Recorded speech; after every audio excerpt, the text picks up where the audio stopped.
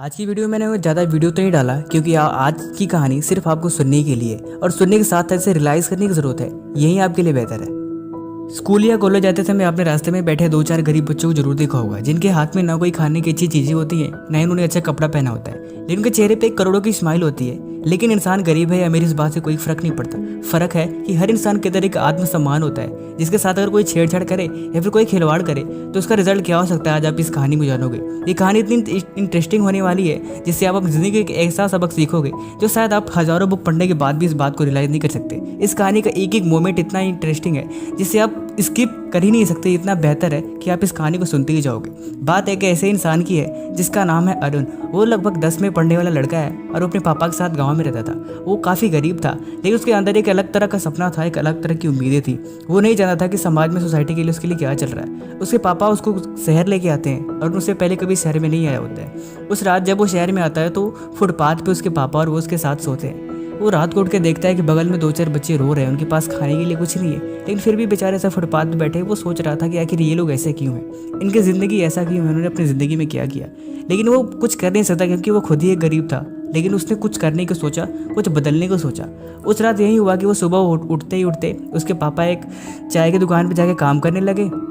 और कुछ दिन बाद अरुण ने भी अपना एक खुद का वो चीज़ खोला है। वो वहाँ पे आते जाते लोगों के जूते साफ करता रहता था और खुशी से उनकी ज़िंदगी के साथ अपने आप को रियलाइज़ कर रहा था कि वो अपनी ज़िंदगी में कुछ अच्छे मुकाम पे नहीं थे, फिर भी वो खुश रहता था। उसके कुछ दिन के बाद उसके पापा की मौत हो जाती है। पापा के मौत होने के बाद वो काफ़ी अफसोस होता है क्योंकि वो अपनी ज़िंदगी में अकेला है और उसका साथ देने वाला कोई नहीं रहता है। वो चाय की दुकान पर फिर काम करने लगता है और उसी चाय की दुकान पे काम करते करते अपनी ज़िंदगी को सोच रहा था कि उसकी ज़िंदगी असल में है क्या। और वो जो चाय की दुकान थी वो हॉस्पिटल के बगल में थी, जहाँ पे आते जाते समय अक्सर डॉक्टर लोग चाय पीते रहते थे और चाय पी के साथ और उस दुकान को कुछ पैसे देते थे और मैं उसी दुकान पे काम करता था। एक दिन ऐसे एक डॉक्टर साहब आए, उसके दुकान के सामने, बोले छोटू एक चाय देना। वो अरुण चाय लेके गया और उनको चाय पकड़ाया। डॉक्टर साहब ने चाय पी और बोला कि थोड़ी देर बाद आ जाना हॉस्पिटल में, पैसे लेके चले जाना, अभी मेरे पास छुट्टी नहीं है। डॉक्टर साहब अंदर चले गए। फिर मालिक ने बोला कि जाओ अरुण पैसे लेके आओ। अरुण बेचारा, उसके कपड़े सही नहीं थे, शायद शरीर पे थोड़ी धूल मिट्टी लगी हुई थी और उसके पैरों पे थोड़ी मिट्टी लगी हुई थी। वो हॉस्पिटल में घुस जाता है और दरवाज़ा खोलता है। मेरे साहब बोलते व्हाट इज़ दिस, तुम अंदर कैसे आ गए बिना पूछे, निकलो बाहर, तुरंत निकलो बाहर, भगाओ इसे। वो बोलता है वो मुझे पैसे चाहिए था। डॉक्टर ने बोला तुम आए कैसे अंदर इतने गंदे कपड़े पहन के, देख रहे हो अपनी हालत, ऐसे कैसे आ गए, औकात देखिए अपनी। वो डॉक्टर को ज़्यादा उस बच्चे को बोल दिया।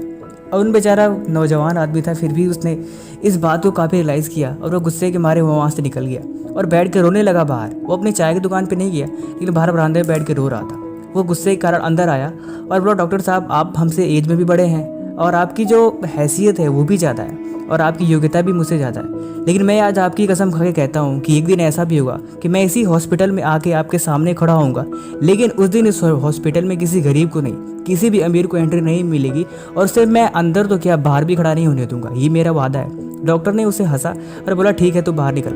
वो वहाँ से बाहर चला गया और बैठ के रो रहा था। रोते रोते शाम हो गई। उसे समझ में नहीं आता वो क्या करे। उसने एक वादा तो किया है कुछ करने के लिए और किसी कुछ सबक सिखाने के लिए। उस हॉस्पिटल में आते जाते समय अक्सर मेडिकल स्टूडेंट ऐसे आते जाते रहते थे। एक दिन अरुण ने उनसे पूछा कि मुझे डॉक्टर बनना है, मैंने 10वीं पास की हुई है, लेकिन आगे क्या करना है मुझे कुछ नहीं पता। बाकी सारी बातें उन्होंने समझाई कि अभी तुम 12वीं तक पढ़ाई करो, उसके बाद तुम्हें एग्ज़ाम देना पड़ेगा, उसके बाद ही तुम डॉक्टर बनने का सपना पूरा कर सकते हो। अरुण इस बात को समझ गया और अपनी दुकान में, चाय की दुकान में काम करने लगा। लेकिन चाय की दुकान में से कुछ अच्छा इनकम नहीं होती थी, थोड़ा बहुत पैसे मिलता था जो शायद बहुत ही कम था। उसने कैसे भी करके जाके स्कूल में अपना नाम लिखवाया, लेकिन नाम लिखवाने के लिए उसे कुछ ज़्यादा पैसे चाहिए होते हैं और साथ में कुछ बुक्स की भी ज़रूरत होती थी। वो स्कूल में क्लास तो अटेंड नहीं कर सकता था, लेकिन वो मेहनत करके पैसे कमा सकता था और शायद हो सके तो उन चीज़ों को पढ़ सकता था। वो कैसे भी करके वो वहाँ दुकान से भाग गया और दुकान से भागने के बाद बैठ के एक चौराहे पे बैठ के फुटपाथ पे रो रहा था। एक आदमी ने पूछा क्या बात है, क्यों रो रहे हो। उसने बताया कि मुझे अपने सपने पूरे करने, लेकिन मेरे पास पैसे ही नहीं है और साथ में कुछ भी नहीं है। तो उस आदमी ने बोला अगर तुम कर सकते हो, तुम्हारे पास एक सोल्यूशन है, तुम ऐसा करो किसी कोयले की फैक्ट्री में जाके काम करो, क्योंकि वहाँ पे थोड़ा मेहनत तो है लेकिन तुम्हें पैसा मिल जाएगा। और उन्होंने बोला मैं जानता हूँ कि मुझे कैसे नहीं करना और मैं ये भी नहीं जानता कि मैं क्या क्या कर सकता हूँ, लेकिन मुझे सिर्फ इतना ही पता है कि मुझे क्या अब करना है। वो उस कोयले की फैक्ट्री में जाता है और थोड़ा आपको पता हुआ कोयले की फैक्ट्री में मेहनत बहुत होती है और शायद इतनी मेहनत होती है जितना आप कभी सोच भी नहीं सकते। लेकिन वो छोटा सा लड़का, फिर भी उसके सपने, उसकी उम्मीदें इतनी बड़ी थी कि वो उस बात को राजी हो जाता है।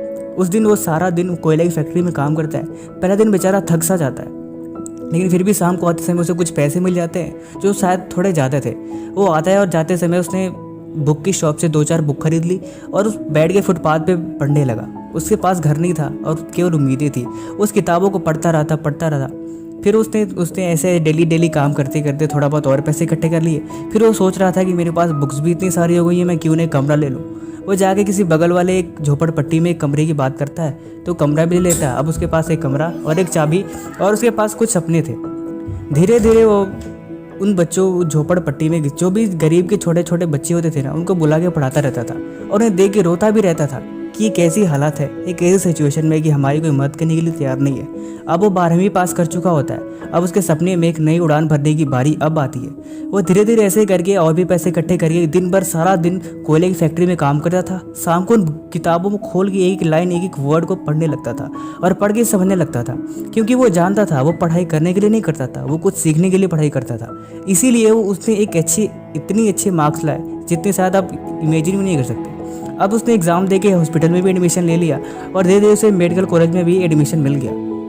अब वो एक अच्छा डॉक्टर था और शायद आपको ये बात जान के हैरानी होगी कि उस इलाके का सबसे बेस्ट डॉक्टर उसे ही माना जाता था, क्योंकि उसकी काबिलियत, उसकी स्किल जो थी ना, वो सबसे अलग थी, क्योंकि उसमें एक अलग तरह का टैलेंट था और एक अलग तरह का जोश था। लेकिन जब उसकी बात पोस्टिंग की हुई तो उसने बोला कि मुझे उसी हॉस्पिटल में पोस्टिंग कर दी जाए तो मेरे लिए बहुत बेहतर होगी। वो गरीबों को अब आते समय अक्सर ऐसे हॉस्पिटल में 2-4 पैकेट खरीद के लाता था, उन्हें पकड़ाता रहता था और उनके साथ बैठ के 2 पल बिताता, फिर अपने साथ हॉस्पिटल में काम करने के लिए चल देता था। अब टोटल 8 साल बीत चुके थे। उसने 12वीं की पढ़ाई करी थी, फिर 5 साल MBBS में भी 6 साल लगाए हुए थे।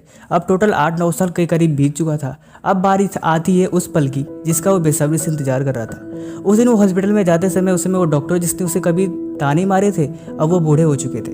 वो हॉस्पिटल में गया और उनके पैर छू के बोला, मुझे पहचान रहे हो आप? बोला, नहीं, आप कौन? बोला, आज के 8 साल पहले मैं ही आपके पास आया था, जिसके आपने काफ़ी ताने सुनाए थे और आपने उसे गंदा और गरीब कह के बाहर निकालने को बोला था। लेकिन उसने जो वादा किया था कि वो गरीबों को या फिर अमीरों को कभी हॉस्पिटल में अंदर एंट्री नहीं करने देगा, वो उस काम को कभी पूरा नहीं कर सका, क्योंकि वो बहुत अच्छा और एक नेक इंसान था। उसने बोला, कोई बात नहीं, आप मेरे नीचे रह के काम करिए।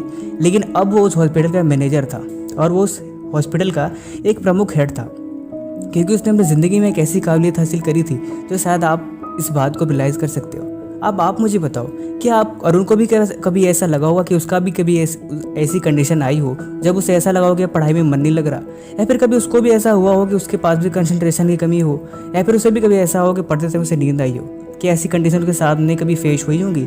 कमेंट करके ज़रूर बताएं और इस वीडियो को जरूर किसी न किसी के साथ शेयर जरूर करें। लेकिन शेयर जिसके भी साथ करें वो आदमी इस बातों से इंटरेस्टिंग होना चाहिए, कुछ सीखने की कला होनी चाहिए, उसे शेयर करें।